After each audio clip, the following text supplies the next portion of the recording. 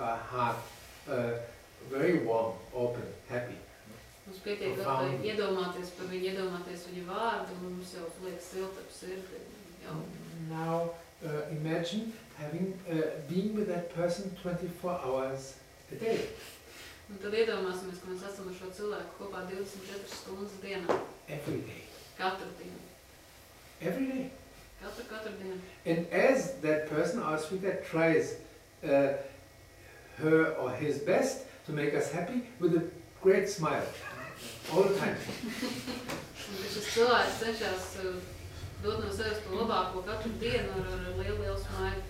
So we have a period of how to say I cannot say that in English.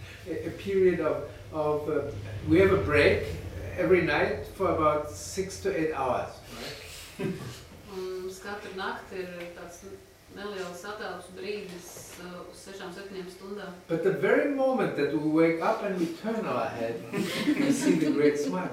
Bet tajā brīdī, kad mēs no rīta pamostamies, mēs pagriežam galvu un mums atkal priekšā ir šis lielais skaistais smaids. Because she or he wants to make us happy. Jo viņš vai viņa mūs grib darīt laimīgus. And it is definite if you are honestly looking into your mind, it is definitely sure that there will be a moment that we cannot take it anymore. Ja mēs visam godīgi paskatīsimies sevī, tad pienāks tas brīdis, kad mēs aiz to nespēsim izturēt. Now please stop to smile. Lūdzu, beidz smaidīt. This is sure. It is an outer object. And in Buddhism, we can call a person an object without any discriminating idea. It is an outer object that makes us happy. Tas ir ārējais objekts, kas mums padara laimīgus, un šajā gadījumā mēs no budismu viedokļa varam teikt, ka arī cilvēks ir objekts, tas tajā nav nekā, teiksim, diskriminēta. If dosed well, dosed? Ja tas ir, jā, ja tā deva ir pareizā. So, in every sense, every object of sensual pleasure, the fact that we have to dose it shows that it is not happiness by nature. Un tas, ka šāda ārējiem objektam ir tā kaut kā tā deva, kuru mēs varam, teiksim, izturēt, parāda to, ka šiem ārējiem objektiem nav šis laimes dabas. Because as in the case of the food, tieši tāpat kā gadījumā ar švēdienu, strawberry cake, for instance, zemeņu kūku, piemēram. The more you eat it, the more happier you would get. Vajadzētu būt kā tā, ka jo jūs vairāk viņu ēdat, jo jūs paliekat tā kā laimīgāk. And as you can see, I tried, but it doesn't work. Tas esmu mēģinājis, un tas tā nenotiek. No, I didn't try, but I remember when I was small, there was one thing, I don't even remember what it was, that I liked very much, and I overate it. Only happened once, but for at least a year I couldn't even look at it, let's smell it.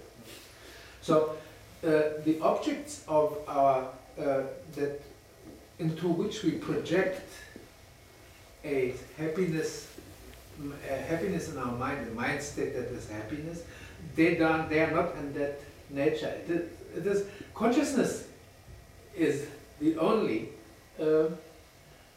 source of happiness, not the object. So we are totally mistaken in our way of conceiving reality.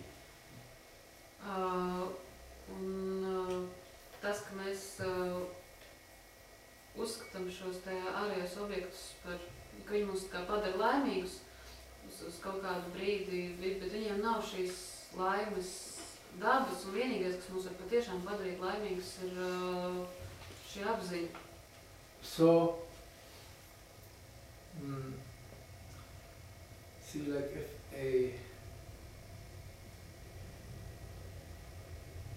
if we try to cross a road in the countryside. Mēs mēģinām šķērsot ceļu laukos. And there's a car coming. Brauc mašīna. Quite, not anywhere even here. There's a car coming. And we perceive the car and we think this car rolls it moves at 30 kilometers an hour.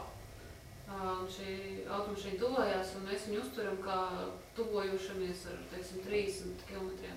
We don't think 30, but we think it goes slowly.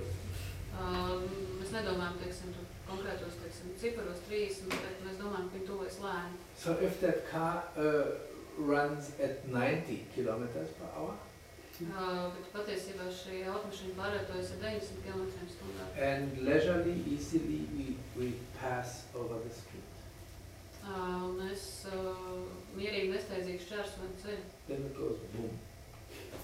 Tad notiek sadursme. And this is a case where our perception of reality is mistaken. Un tas ir gadījums, kad mūsu izpratne par realitāti rada šo kļūdu. So that's what the first noble truth of the Buddha says. Šī ir pirmā cēlā patiesība, par kuru runājam. So the second one. The first is a description of reality. The second one is giving the cause. Pirmā tāda apraksta realitāti, otrā sniedz šo cēlumu. Why? Kādēļ? Why do we perceive things and situations in a totally wrong way? Kādēļ mēs uztveram lietas un situācijas pilnīgi aplamā veidā?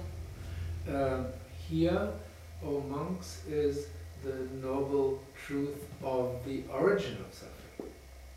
Šeit ak mūki ir patiesība par ciešanu cēlumu. It is the thirst. It says thirst, desire. It is the thirst that produces rebirth, the re-becoming, which is linked to in a passionate avidity, passionate desire. Tās ir slāpes, alkas, kas rada šo pārdzimšanu. That is linked to avidity. Yeah, it's an English. Passionate desire. So passionate desire that finds a new pleasure here or there. Kas ir sasaistīts ar šim te kaislību alkām, lai atvestu apmierinājumu šeit vai citur. Which means the thirst or the desire of sense pleasures. Kas nozīmē šīs slāpes vēlme pēc maņu. The desire of the desire of existence, to exist, alkas būt, and to become, kļūt, and the desire of non-existence. Un alkas nebūt. Which is just to say that, if it is not clear, which we saw with our former director, Dini, that has recently died, and he had an enormously good karma, or what he did for the Dharma. So he was dying at the institute. So people took turns all day and night to accompany him. We have our translator is also a doctor, and our main translator. So then there were all the conditions permitting him to die at the house. And there were people. I mean, for a good time he still talked to people once in a while.